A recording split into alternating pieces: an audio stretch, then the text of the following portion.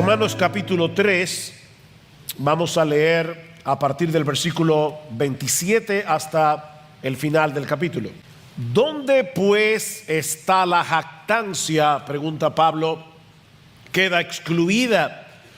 ¿Por cuál ley? ¿La de las obras? No, sino por la ley de la fe. Porque concluimos que el hombre es justificado por fe aparte de las obras de la ley. ¿O es Dios el Dios de los judíos solamente? ¿No es también el Dios de los gentiles? Sí, también el Dios de los gentiles.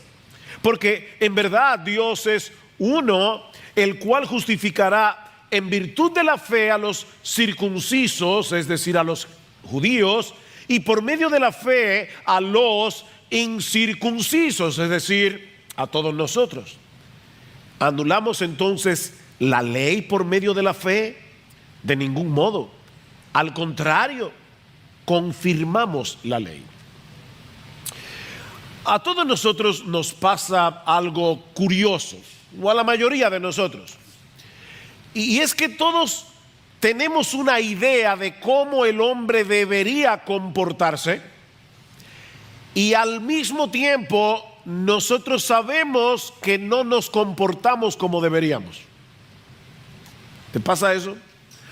Todos sabemos cuál es el estándar, más o menos, en el que deberíamos comportarnos, pero si somos honestos, nosotros sabemos que hay una brecha, hay una distancia entre lo que nosotros sabemos y lo que nosotros somos.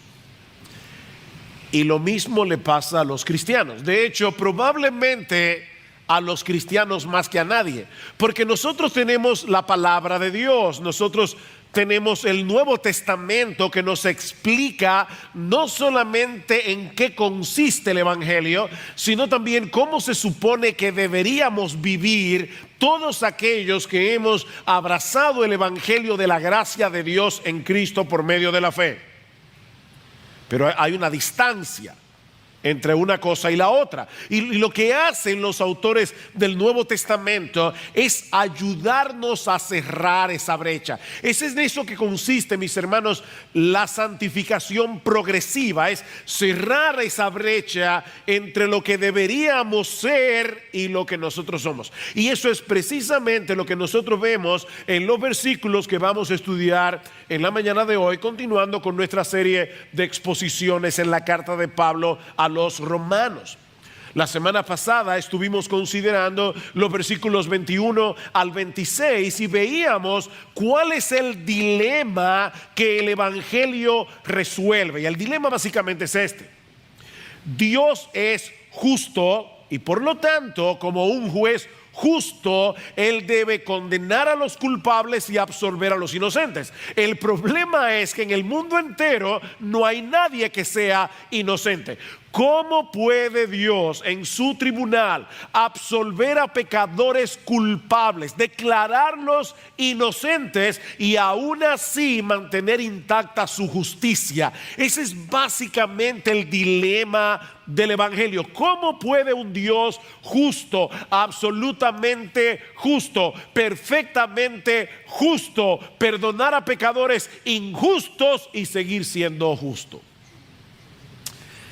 Bueno, la respuesta del Evangelio es abrumadora, porque la respuesta del Evangelio es que la segunda persona de la Trinidad, Dios el Hijo, se hizo hombre y Él vivió una vida de perfecta obediencia a la voluntad de Dios, para luego morir en la cruz del Calvario por causa de nuestros pecados. Como dice el apóstol Pedro, el justo murió por causa de los injustos. El justo murió a favor de los injustos. De manera, mis hermanos, que Dios no tuvo que rebajar las demandas de su justicia para poder salvarnos. Lo que hizo Dios fue asumir la responsabilidad de cargar con nuestra culpa en la persona de Jesús. Jesús vivió la vida de perfecta obediencia que nosotros no podemos vivir, y luego fue a la cruz del Calvario para morir la muerte que tú y yo merecemos morir, para que todo aquel que en Él cree no se pierda, mas tenga vida eterna. Eso es básicamente lo que nosotros hemos visto hasta aquí en nuestro estudio de la carta a los romanos. Pero ahora Pablo quiere ayudarnos a unir los puntos entre ese evangelio en el que tú y yo decimos creer y las áreas de nuestra vida en la que deberíamos aplicar ese evangelio. Pablo quiere ayudarnos a unir los puntos. Y lo hace como un buen maestro, haciendo preguntas. Eso es lo que se conoce como el método socrático, ¿verdad? Sócrates iba por Atenas haciendo preguntas. Bueno, lo que Pablo va a hacer ahora es hacernos preguntas para ayudarnos a reflexionar. En el capítulo, los versículos que vamos a estudiar en la mañana de hoy, hay básicamente 4 preguntas que Pablo va a responder en una forma breve, concisa, casi telegráfica, para luego ampliarlas en el capítulo 4 de la carta, usando el ejemplo de Abraham. Así que déjenme rápidamente ver estas 4 preguntas, y por favor no piense que cuando yo diga cuáles son las preguntas el mensaje terminó. Estoy introduciendo, ¿ok? Bien, las 4 preguntas son estas. Primera, versículo 27. ¿Dónde está pues la jactancia? Respuesta corta: queda excluida. Pero luego en el capítulo 4 Pablo va a volver sobre el tema. Versículo 1 al 3. ¿Qué diremos entonces que halló Abraham nuestro padre según la carne? Porque si Abraham fue justificado por las obras, tiene de qué gloriarse o de qué jactarse, ven el punto, pero no para con Dios. Humanamente pudiera, pero no para con Dios, porque ¿qué dice la Escritura? Y creyó Abraham a Dios y le fue contado por justicia. Así que en 3:27 tenemos la respuesta corta. En 4:1 al 3 tenemos la respuesta larga. Segunda pregunta, versículo 27 otra vez. ¿Por cuál ley queda excluida la jactancia? ¿La de las obras? Respuesta breve: no, sino por la ley de la fe, porque concluimos que el hombre es justificado por fe aparte de las obras de la ley.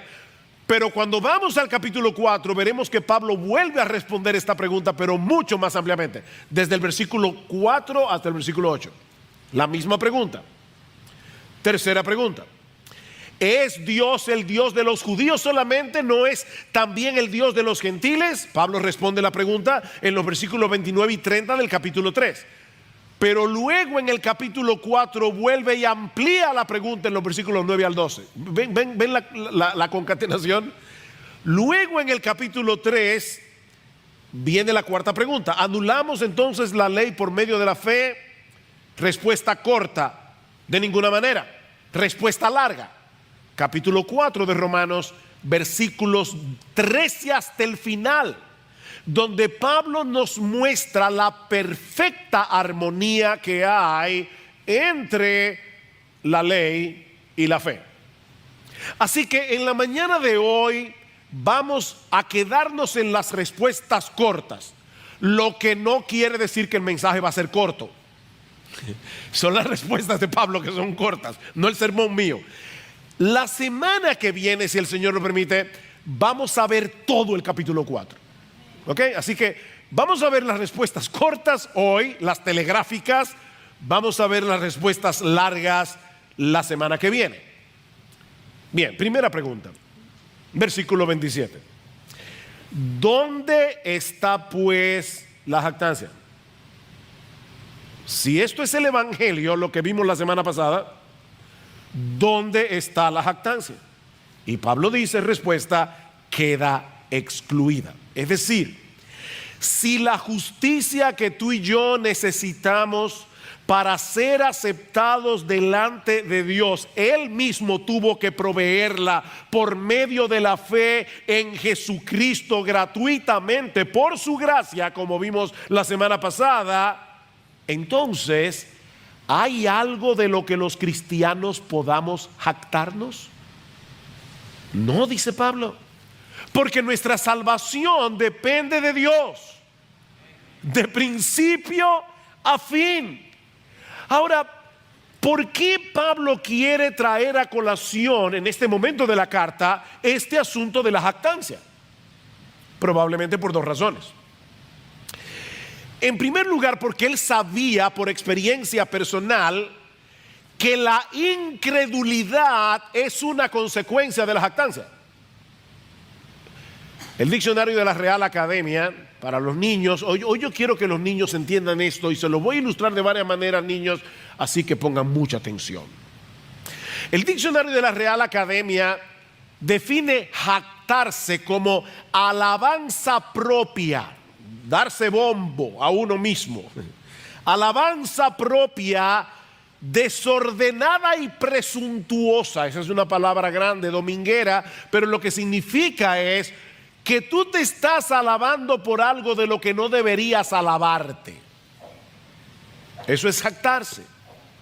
La jactancia no es otra cosa que la expresión verbal de la soberbia del corazón.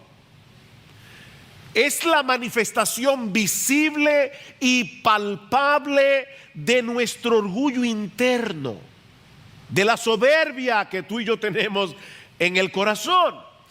Y es esa soberbia, es ese orgullo, es ese jactarnos lo que nos impide postrarnos delante de Dios en adoración y reconocerle como Dios. Ese es el argumento de Pablo a partir de Romanos capítulo 1, versículo 18 de la carta. Pablo va a mostrarnos qué es el Evangelio, pero antes que nada nos responde la pregunta: ¿por qué necesitamos lo que el Evangelio ofrece? Y la respuesta de Pablo es: por causa de la ira de Dios. Tú y yo necesitamos el Evangelio porque la ira de Dios se manifiesta desde el cielo contra toda impiedad e injusticia de los hombres que detienen, que restringen con injusticia la verdad. ¿Cuál verdad?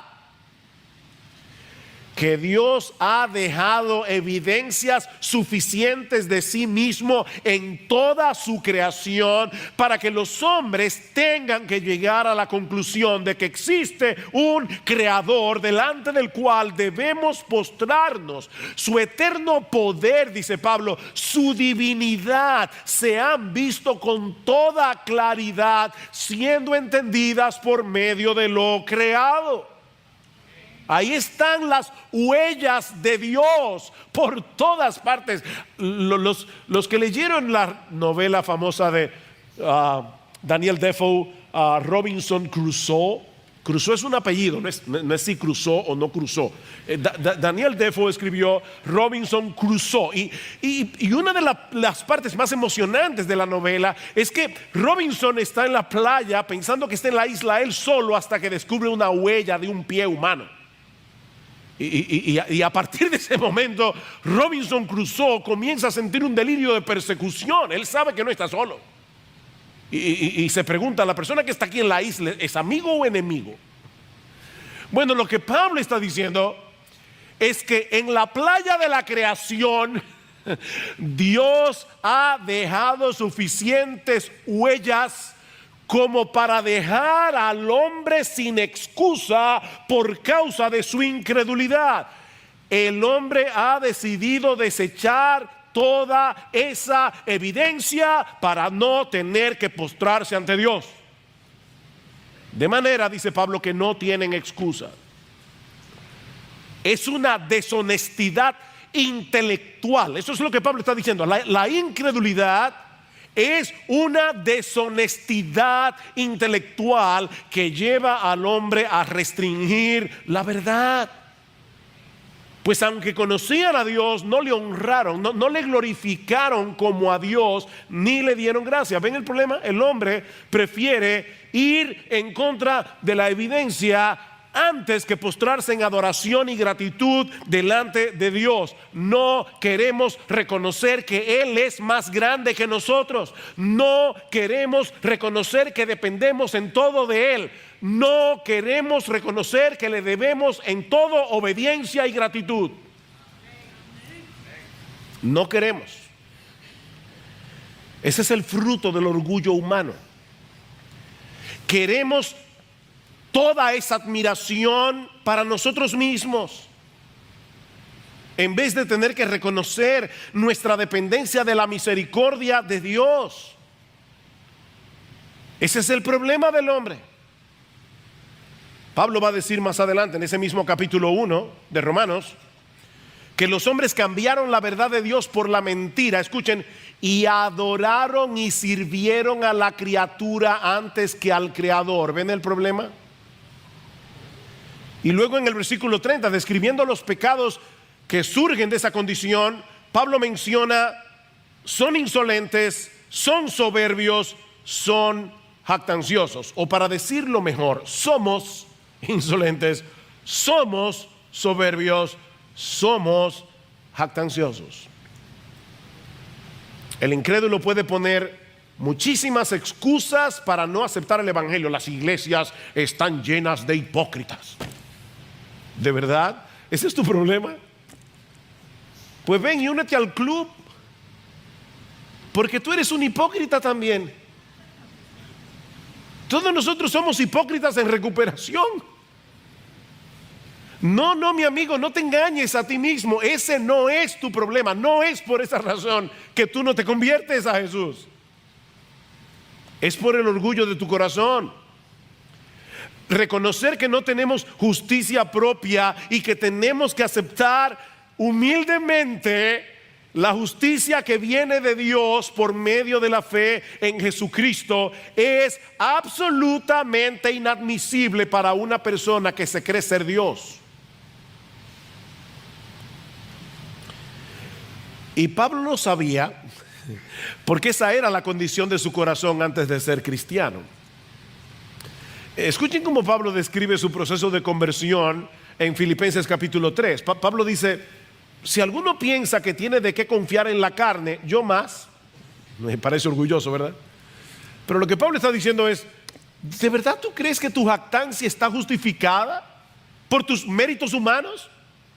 Bueno, mira, déjame decirte que si fuera así, mi jactancia antes de convertirme habría estado más que justificada. Yo más, circuncidado al 8º día, del linaje de Israel, de la tribu de Benjamín, de donde vino el primer rey, hebreo de hebreos, en cuanto a la ley, fariseo, la secta más estricta de Israel, en cuanto a celo, perseguidor de la iglesia, en cuanto a la justicia que es en la ley, irreprensible. Pablo está diciendo: yo me jactaba en mi linaje, yo me jactaba en mi religión, yo me jactaba en mi moral. Pablo era esa clase de hombre que todo judío del primer siglo habría querido como esposo para una de sus hijas. Pero ahora dice Pablo: pero cuantas cosas eran para mí ganancia, las he estimado como pérdida por amor de Cristo. Y ciertamente aún estimo todas las cosas como pérdida por la excelencia del conocimiento de Cristo Jesús mi Señor, por amor del cual lo he perdido todo y lo tengo por basura para ganar a Cristo y ser hallado en Él. Escuchen esto: no teniendo mi propia justicia que es por la ley, sino la que es por la fe de Cristo, la justicia que es de Dios por la fe. Wow, la justicia que es de Dios y que yo recibo por la fe. Llegó un momento en el que Pablo comprendió la verdadera condición de su corazón delante de Dios, al punto de darse cuenta de que todo eso en lo que él se jactaba era basura, y la palabra griega que Pablo usa allí significa estiércol. Y no podía ser más claro. Él sabía que no tenía otra opción que aceptar humildemente la justicia de Dios que Él pone a nuestra disposición por medio de la fe en Jesucristo, la justicia que es de Dios por la fe. Ese evangelio es aborrecible para todo el que se cree ser Dios. El hombre se endiosa. Y obviamente no es que tú crees que tú eres todopoderoso, omnisciente, no, es que tú quieres que la gente te sirva, te adore, viva alrededor tuyo como si tú fueras Dios. Decía Hugh Martin, un santo de Dios del pasado: me gusta que me alaben, pero aborrezco el placer que siento. Queremos ser Dios. Y cuando uno le predica este evangelio, es que es aborrecible, es inadmisible eso. Pero ¿saben qué? Y gloria al Señor por eso. Para todo aquel que reconoce su impotencia para salvarse, no puede haber una música más preciosa para sus oídos que este evangelio de la gracia de Dios en Cristo. En el día de ayer tuvimos la oportunidad de disfrutar de buena música en el Teatro Nacional con nuestros chicos y la Orquesta Sinfónica Juvenil. De verdad, hubo piezas preciosas, pero con el perdón de Alberto, yo sé que él va a estar de acuerdo conmigo. No, es que por más hermosa que sea una pieza musical, es que nada es más dulce al oído de un cristiano que el Evangelio de Jesucristo. Y nada más dulce. Ahora bien, no olviden que la carta de Pablo a los romanos fue escrita originalmente para un grupo de creyentes, no de inconversos, en la ciudad de Roma. Y es a ellos que Pablo les está diciendo aquí que no tenían nada de qué gloriarse. ¿Y por qué Pablo está haciendo eso? Bueno, porque lamentablemente, mis hermanos, aunque es obvio que la jactancia es incompatible con el evangelio, el pecado todavía permanece en nosotros. Ya no es nuestro rey, pero sigue siendo nuestro enemigo, empujándonos de vuelta a esa jactancia que abandonamos en la conversión. Y mis hermanos amados, a menos que nos prediquemos este evangelio de la justificación por la fe sola en Jesucristo todos los días, no vamos a poder mantener a raya el crecimiento de esa hiedra venenosa en nuestro corazón. Solo el evangelio detiene el avance del orgullo. Decía Jonathan Edwards: por desgracia, cuánto orgullo permanece en el corazón de los mejores hombres. ¿Oyeron eso? Cuánto orgullo permanece en el corazón de los mejores hombres. Esa es la peor parte de este cuerpo de pecado y de muerte. El orgullo, dice Edwards, es el primer pecado que se introdujo en el universo y el último que será desarraigado. Es el más terco de los enemigos de Dios. Esto es serio. Cualquier cristiano es capaz de ser atrapado por el orgullo y jactarse de cualquier cosa, incluyendo cosas buenas. Nos jactamos de tener sana doctrina. Esos que tienen la teología de la prosperidad, que es del diablo esa teología, y es verdad, yo no tengo problema con eso. En decir que es del diablo, porque es del diablo. Pero cuidado, hermanos. No, nosotros tenemos sana doctrina. Y gracias al Señor que nos permite estudiar su palabra. Tú nunca te has visto, porque yo sí, defendiendo las doctrinas de la gracia de Dios con una actitud que no corresponde con la gracia de esas doctrinas.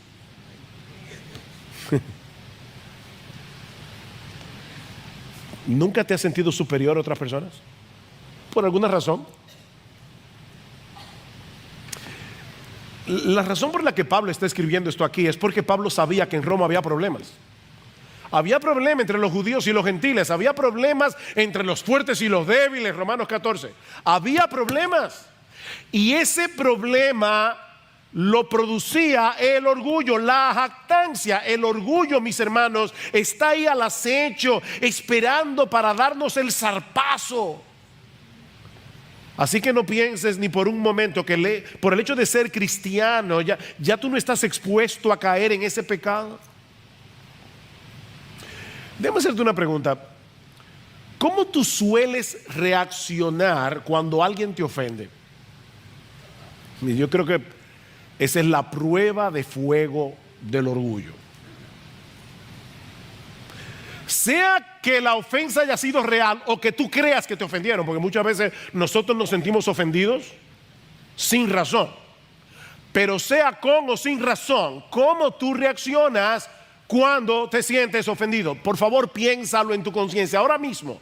No mires al de al lado. ¿Cómo te sientes tú? Oh Señor, perdóname, yo soy un gusano, pero ay del que me trate como un gusano. Por fin, ¿qué es lo que tú eres? ¿Qué es lo que yo soy? ¿Ven cómo nosotros no conectamos los puntos? Aquí está el Evangelio. Señor, yo sé que si tú no me dieras la justicia de Dios en Cristo por medio de la fe, yo me iría al infierno. Eso es lo que tú dices creer y yo también. Pero eso nos gobierna. ¿Acaso tú nunca te has visto buscando formas creativas de hacerle saber a los demás cosas buenas que tú has hecho, pero que no parezca que te estás jactando? Yo soy súper creativo. Yo me he descubierto a mí mismo usando de una creatividad para jactarme sin jactarme. Es una jactancia humilde, Wow. De verdad, hermano, nosotros somos increíbles. Nosotros los seres humanos somos increíbles. Pablo dice: si pues coméis o bebéis o hacéis cualquier otra cosa, hacedlo para la gloria de Dios. Todo lo que tú hagas. Romanos 11:36, porque de Él y por Él y para Él son todas las cosas. A Él sea la gloria por los siglos. Amén. A Él sea la gloria. Es por eso que Pablo se afana en explicar el Evangelio en esta carta en todo lujo de detalles, porque solo la doctrina de la justificación por la fe, sola aplicada cada día a nuestro corazón, puede librarnos de esa maldición. Yo estoy ahora en un tratamiento para las alergias, y al principio hay que ir todas las semanas a vacunarme. 3 inyecciones, niños. ¿Ustedes se imaginan eso? Y no crean que porque nosotros somos más viejos, mientras más viejo uno se pone, más miedoso se pone. 3 inyecciones todos los lunes, después son cada 15 días y así va subiendo. Óyeme, lo que yo te estoy diciendo es que tú y yo necesitamos la vacuna del Evangelio, no cada semana, ni siquiera cada día, la necesitamos cada minuto. Somos salvos por medio de la fe en Jesucristo, dice Pablo, gratuitamente por gracia. Y no olviden que la palabra por gracia, gratuitamente significa sin causa. Así que no tenemos nada de qué jactarnos, porque nuestra salvación depende enteramente de Dios, de principio a fin. Segunda pregunta: ¿y por cuál ley es excluida la jactancia? ¿Por la de las obras? Versículo 27. Dice Pablo: no, sino por la ley de la fe. Concluimos pues que el hombre es justificado por fe sin las obras de la ley. Lo que Pablo está diciendo es que Dios diseñó un plan de salvación que destruye nuestro orgullo, porque excluye todo tipo de mérito de parte nuestra. Si la salvación dependiera de nuestra obediencia a la ley de Dios, tendríamos de qué jactarnos. Pero el hombre es justificado, es decir, declarado justo en el tribunal de Dios únicamente por medio de la fe, sin las obras de la ley. Fíjense, hermanos, Pablo pudo haberse limitado a decir: somos justificados por la fe, ya. Decirlo positivamente. Pero él quiere evitar a toda costa que de alguna manera tú y yo mezclemos la fe con las obras, que es lo que hace lamentablemente el catolicismo romano. El catolicismo romano dice que la salvación es por gracia y dice que es por fe más obras.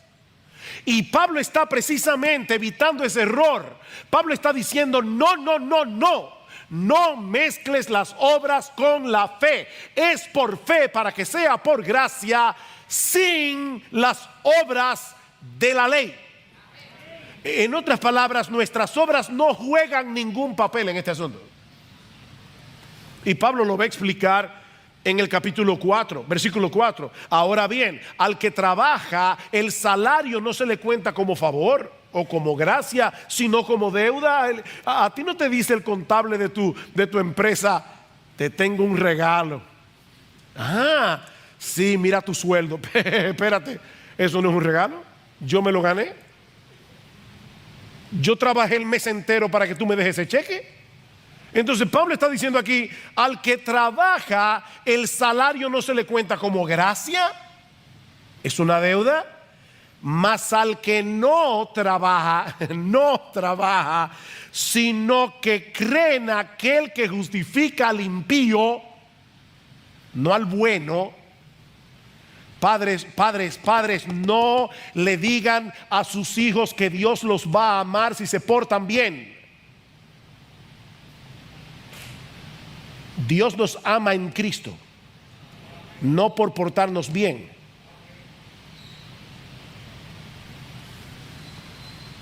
Ahora, niños, deben portarse bien para agradar al Señor, no para ganarse su amor.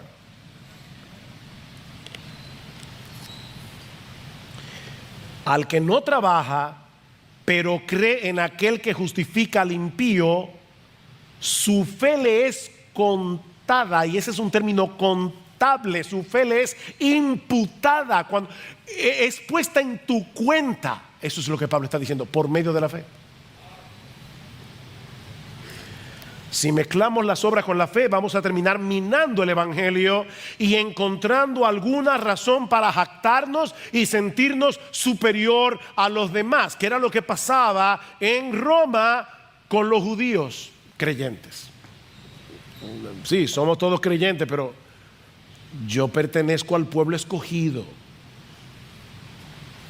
Y Pablo dice: cuidado, porque la cruz es el nivelador de todos los hombres. Aquí no hay nadie que sea superior. Tercera pregunta. Esa es la razón de la tercera pregunta. Versículo 29. ¿Es Dios el Dios de los judíos solamente? ¿No es también el Dios de los gentiles? Respuesta de Pablo: sí, también de los gentiles. Porque en verdad Dios es uno. No hay un Dios para los judíos, otro para los chinos, otro para los dominicanos. Dios es uno, el cual justificará en virtud de la fe a los circuncisos, es decir, a los judíos, y por medio de esa misma fe a los incircuncisos. La circuncisión era el ritual dado por Dios en el Antiguo Testamento para señalar a Israel como el pueblo del pacto. Él había hecho con ellos un pacto como nación. El problema es que los judíos llegaron a pensar que ellos tenían ventaja sobre el resto de las naciones por el hecho de haber sido circuncidados.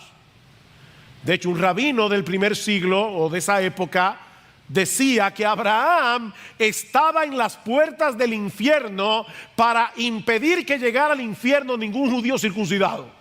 Ellos creían que la circuncisión te libraba de problemas. Era un seguro de vida eterna. Estos judíos habían olvidado que hay un solo Dios que escogió a la nación de Israel como instrumento para que sea de bendición a todas las familias de la tierra. ¿Recuerdan cómo Dios le dijo a Abraham? en tu descendencia serán benditas todas las familias de la tierra. Y esa bendición es Jesús, esa descendencia es Jesús. De manera que hay un solo Dios, pero también hay un solo medio de salvación para todos. Y mañana, la semana que viene, si el Señor lo permite, vamos a ver el ejemplo de Abraham. Pablo es genial. Pablo dice, déjame hacerles una pregunta. Cuando Dios justificó a Abraham, ¿él estaba circuncidado o era un incircunciso? Qué pregunta más interesante. ¿Dónde dice creyó Abraham a Dios y le fue contado por justicia? Génesis 15. ¿Dónde dice que Abraham fue circuncidado? Génesis 17. Oh, resulta que Abraham fue justificado cuando era un pagano incircunciso. ¿Saben para qué? Para que sea el padre de todos los que creen, no importa de dónde sean, dice Pablo. Lo grande es que eso estaba en la Biblia, los judíos lo leían, pero su prejuicio jactancioso no les permitía verlo. Siempre ha sido por gracia y no por obedecer la ley. ¿Quiere esto decir entonces que la ley no tiene ninguna importancia? ¿Que debemos desechar la ley? Esa es la cuarta y última pregunta que Pablo responde. Versículo 31. ¿Anulamos entonces la ley por medio de la fe? De hecho, yo espero, hermanos, que ustedes vean la lógica de Pablo. ¿Qué lógica? Inspirado por el Espíritu Santo, pero ¿cómo él va llevando lógicamente este proceso de argumentación? Lo que nos dice, mis hermanos, que tú y yo debemos desarrollar esa lógica para entender la Biblia. No lea la Biblia de pasada, trata de entender el argumento. ¿Anulamos entonces la ley por medio de la fe? Pablo está lidiando aquí con un problema muy común.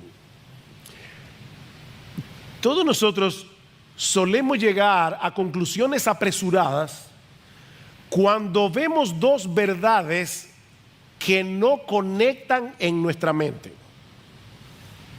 Por ejemplo, si decimos que Dios es soberano en la salvación de los pecadores, que se van a salvar aquellos que Él escogió desde antes de la fundación del mundo, por el puro afecto de su voluntad. Y si tú conoces la Biblia, sabes que yo no estoy haciendo otra cosa que citando la misma Biblia, Efesios capítulo 1. Si decimos eso, entonces vienen algunos y dicen, pero entonces eso quiere decir que el hombre no es responsable y que no hay que predicar el evangelio. No, yo no he dicho eso. La Biblia dice que Dios es soberano, que Él escogió desde antes de la fundación del mundo por el puro afecto de su voluntad. Y la Biblia dice que nosotros debemos predicar el evangelio, porque sin ese evangelio nadie se va a salvar. La Biblia dice que el hombre es responsable ante Dios de arrepentirse, creer y venir a Cristo.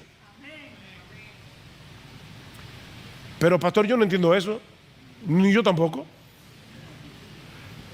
Pero el hecho de que tu mente y la mía, que son finitas y pequeñas, no puedan conectar esos puntos, que eso no te lleve a conclusiones apresuradas, porque eso es lo que está pasando aquí.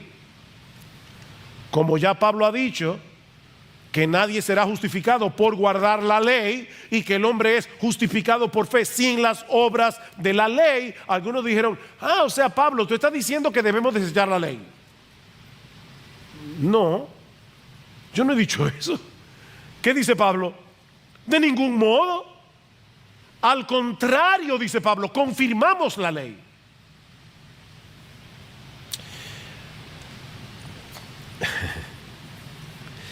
Pablo dice aquí que la doctrina de la justificación por la fe sola, en vez de anular la ley, la confirma. Y para explicar esto, niños, otra vez, niños, oigan, yo quiero ayudarlos con una ilustración que leí recientemente, me encantó, y que de hecho te va a hacer más sentido a ti que a mí, porque es sobre montañas rusas. Para aquellos que están en colegio bilingüe, roller coasters. Ok. Imagínate que tú estás delante de una montaña rusa super wow, o sea, la montaña rusa de todas las montañas rusas. Y obviamente tú quieres subirte en ella, tú eres un niño miedoso, una niña miedosa, así que tú te quieres subir en la montaña rusa. El problema es que la pista donde están los vagones, los carritos donde te tienes que montar, está mucho más arriba que el techo de este edificio, pero 10 veces el techo de este edificio. Y parece que la única forma de subirte a la pista para poder usar el vagón de la montaña rusa es escalando, trepándote a través de los tablones de los rieles de una bajada que viene de allá arriba de la pista, o sea, casi así, o sea, casi empinada. Y tú dices, bueno, está bien, pero yo me quiero subir en mi montaña rusa. Así que el niño comienza, está ahí mirando, ¿verdad?, el riel, y llega un señor llamado Moisés. Y es importante que se llame Moisés. Llega un señor llamado Moisés que le dice, mira, súbete a la pista, súbete. Si te subes a la montaña rusa vas a poder usarla toda la tarde. Y los carritos se van a mover con todo el impulso que necesitas para recorrer la pista a toda velocidad cuando caigas por la pendiente en el riel. Súbete, te dice Moisés.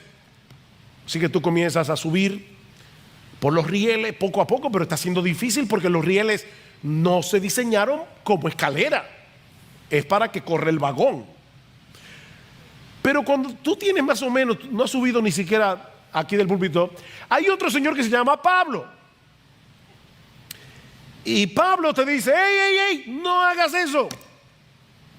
Esos rieles no se diseñaron para escalar. Ven de nuevo aquí abajo, ven. Que yo te voy a enseñar cuál es la manera correcta de llegar a la pista.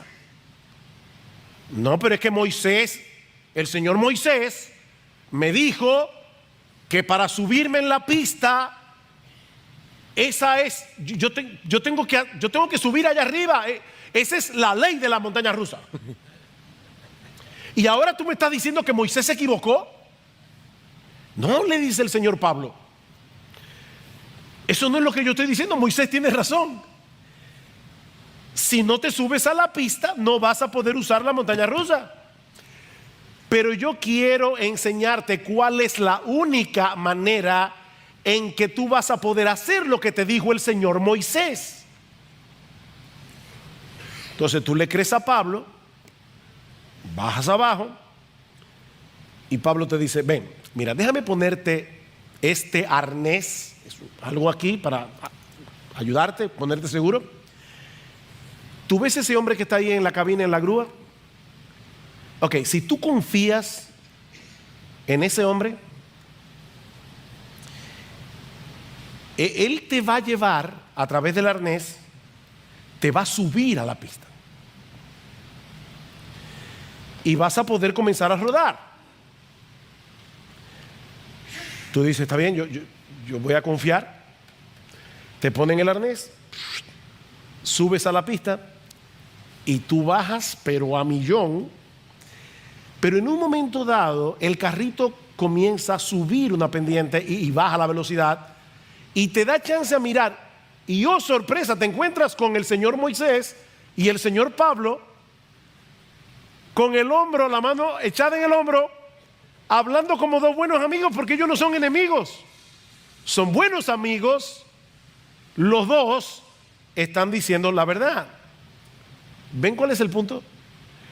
Cuando Moisés te dice que debes subir a la pista para poder disfrutar de la montaña rusa, él tiene razón. Pero su idea no era que la escalaras a través de los rieles, porque los rieles no se hicieron para funcionar como escalera, sino para que los vagones rodaran por los rieles. Y lo mismo podemos decir de la ley de Moisés. Esa ley no fue dada por Dios para que subamos por ella al cielo, sino como una pista por donde debe rodar la vida del creyente en el poder del Espíritu Santo. si confías en el hombre de la grúa, en el arnés que te lleva a la pista, vas a poder subirte al vagón para moverte a través de los rieles de la ley. Así que en vez de anular lo que dijo Moisés, lo que hace la fe es llevarte con seguridad a la pista de la montaña rusa de la ley para que no tengas que escalarla por ti mismo. ¿Se entendió, niños? Todos los niños. De manera que la fe confirma la ley de dos maneras. Primero, mostrándote que tú no puedes cumplirla. Amarás al Señor tu Dios con todo tu corazón, con toda tu alma, con toda tu mente, con todas tus fuerzas. ¿Hay alguien aquí que pueda hacer eso? ¿Hay algún mentiroso aquí? Ok. Lo primero que hace la ley es decirte que no puedes, no trates de hacerlo. De hecho, en Gálatas capítulo 3 dice: maldito todo aquel que tratare de salvarse guardando la ley, porque la ley dice que es maldito todo el que no permaneciere en todas las cosas escritas en el libro de la ley para hacerlas. ¿Y para qué la ley te quiere enseñar que tú eres un impotente? Para llevarte a Jesús en arrepentimiento y fe. Esa es la función de la ley: llevarte a ver tu impotencia para que dejes de confiar en ti mismo y confíes enteramente en Jesús. Y al confiar enteramente en Jesús, estás confirmando la razón de ser de la ley. ¿Ves? Pero no solo eso.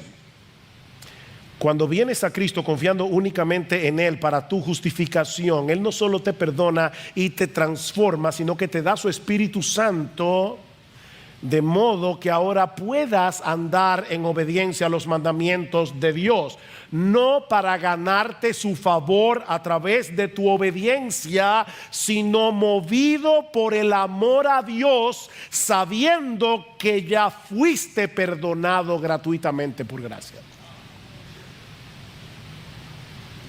Y Pablo va a ampliar esta enseñanza a través de toda la carta. En Romanos capítulo 6, Pablo vuelve de lo mismo. ¿Qué diremos entonces? ¿Continuaremos en pecado para que la gracia abunde?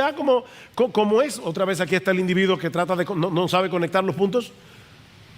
Si la salvación es por gracia y no es por mis obras, entonces yo voy a convertirme y vivir como me dé la gana. Dice Pablo, no es así que funciona. ¿Qué diremos entonces? ¿Continuaremos en pecado para que la gracia abunde? De ningún modo. Nosotros que hemos muerto al pecado, ¿cómo viviremos aún en él? Y más abajo Pablo va a decir en el versículo 14: porque el pecado no tendrá dominio sobre vosotros, pues no estáis bajo la ley, sino bajo la gracia. ¿Qué significa eso? Cuando tú estabas bajo la ley es cuando tú debías obedecer la ley, pero no tenías ningún recurso para obedecerla. Estar bajo la gracia es ahora poder obedecer la ley, porque ahora tienes el Espíritu Santo, tienes la gracia de Dios que te ayuda a obedecer la ley. No perfectamente, pero sí sinceramente.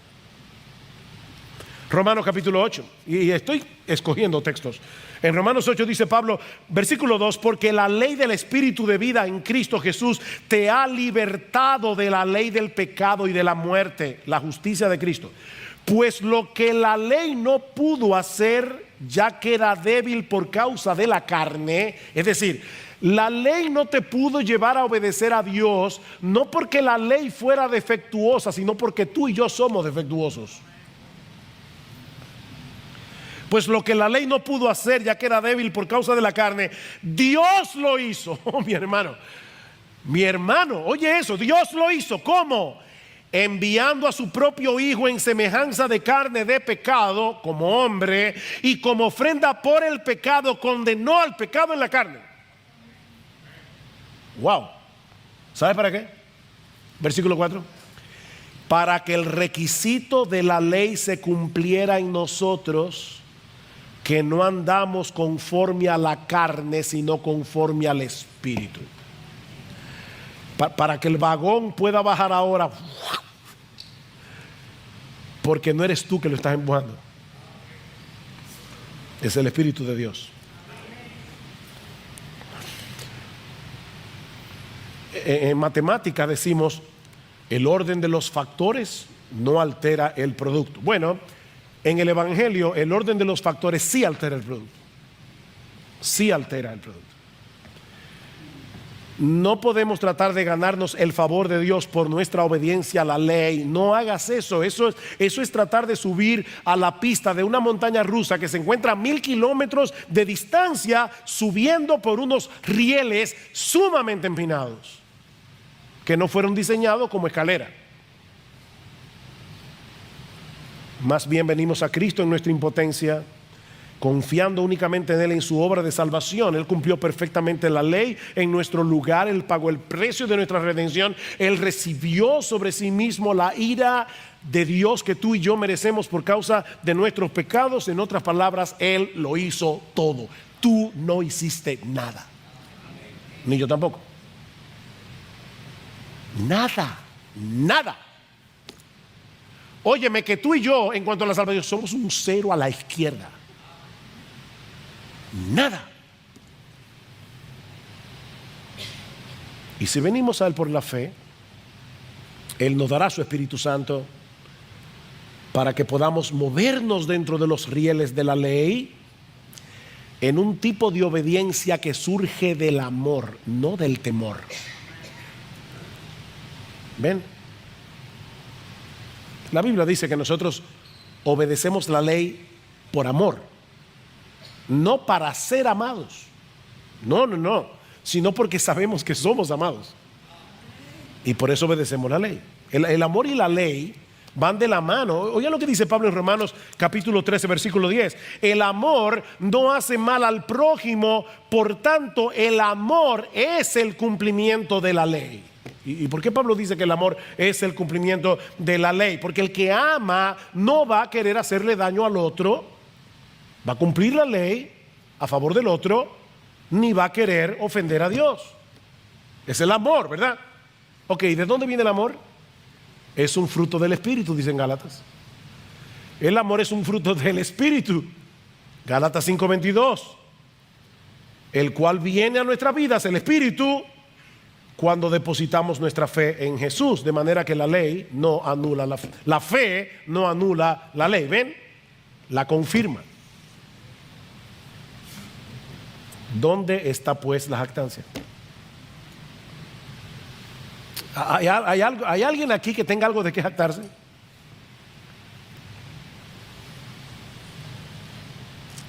El texto que leímos al principio, durante el tiempo de adoración, 1 Corintios, dice: hermanos, no sois muchos nobles, no sois muchos sabios, según la carne. Y lo que Pablo está diciendo no es que el mundo está dividido entre nobles y plebeyos, entre sabios y estúpidos. No, lo que Pablo está diciendo es: la gente, humanamente hablando, hace categorías. Pero ¿sabes a quién escogió Dios? A lo necio y a lo débil de este mundo. A los que saben que son necios y saben que son débiles. ¿Saben para qué? Para que nadie se jacte en su presencia. El mero hecho de que tú seas cristiano, tú tienes un letrero que dice: yo no tengo nada de qué jactarme, soy cristiano. Mas por Él estáis vosotros en Cristo Jesús. Ni siquiera viniste a Cristo porque, claro, me predicaron el Evangelio y yo soy un tipo inteligente, yo entendí el Evangelio. No, óyeme, mira, Pablo está diciendo en 1 Corintios que el método de Dios, la predicación del Evangelio, humilla al sabio. Si fuera una fórmula matemática complicada, algunas personas van a decir: wow, yo vi esto, es que Einstein y yo estamos ahí, entonces yo vi la fórmula y entonces vine al Señor. No, es el Evangelio de la cruz, es predicar que Cristo fue crucificado por nuestros pecados. Y ese mensaje tan simple es lo que Dios usa para salvar a todos los pecadores. Sea una persona que no sabe leer y escribir, o sea un PhD de Harvard.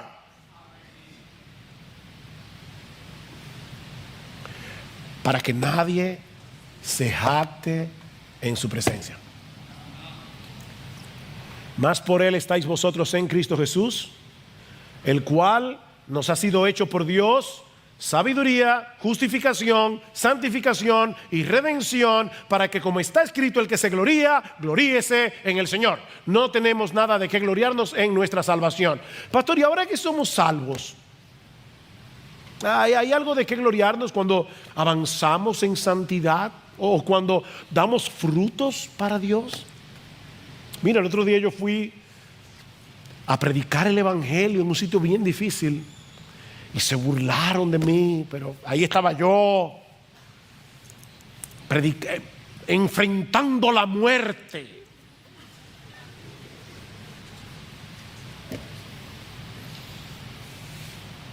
¿Sabe qué dice Pablo? Tú tienes algo que tú no hayas recibido. 1 Corintios 4:7. Y si lo recibiste, ¿por qué te glorías como si no lo hubieras recibido?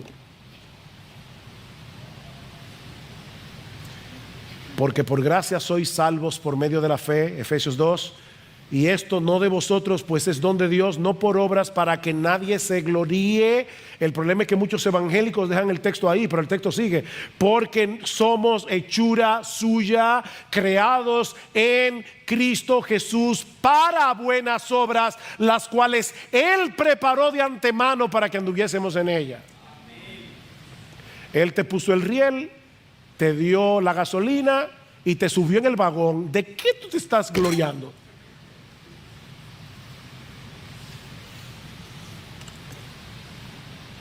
No hay nada más incompatible con el evangelio que la jactancia, que la búsqueda de gloria personal. Fuimos salvados por medio de la fe en Jesucristo, gratuitamente por su gracia, para que solo nuestro Dios reciba gloria en Jesús en cada aspecto de nuestra vida cristiana. Mi hermano, vacúnate, vacúnate.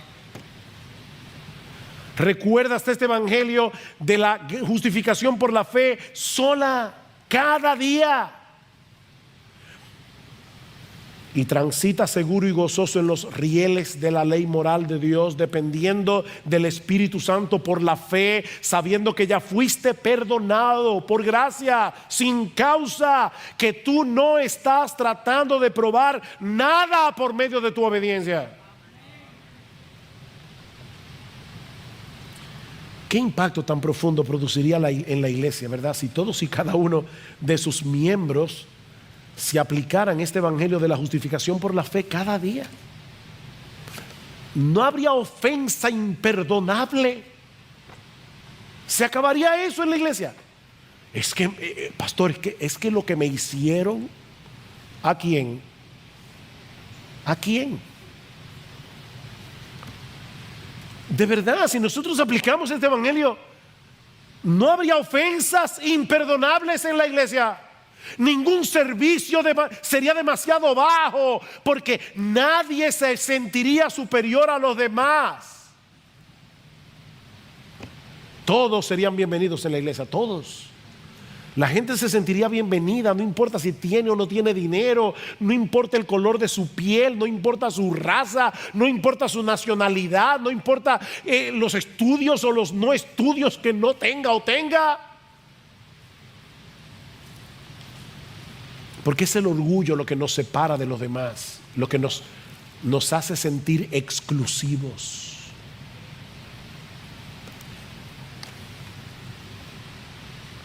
Recuerda, mi hermano, que la iglesia no es un country club de santos, es un hospital de pecadores.